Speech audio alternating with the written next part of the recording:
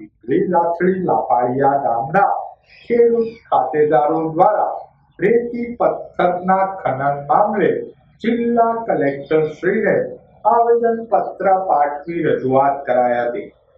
લાથડી લાપાળિયા ગામના ખેડૂતો દ્વારા જિલ્લા કલેક્ટર શ્રીને અપાયેલ આવેદન પત્રમાં જણાવાયેલ કે રેતી પથ્થરના ખનનને લઈ ખેતીની જમીનનો મોટા પાયે ધોવાણ થઈ રહ્યું છે તેમજ મોટા પાયે ખાડાઓ પડવાથી તેમાં માલઢોર પડી જવાથી મોતને ભેટી રહ્યા છે।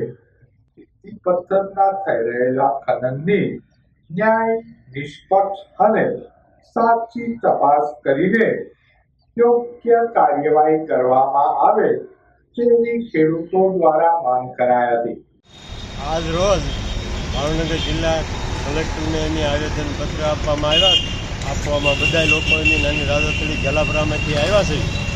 તારીખ 8/8/2023 તે ખનીજની ચોરીઓ નદીઓમાં શેત્રુંજી નદી નાની રાજાથડી ગામની હદમાં કરવામાં આવે છે। મોટા મોટા ખાડાઓ પાડે છે અને અમારા માલઢોર અંદર પડે છે અને અમારી જમીન આવેલી છે એનું પણ ધોવાણ થઈ રહ્યું છે।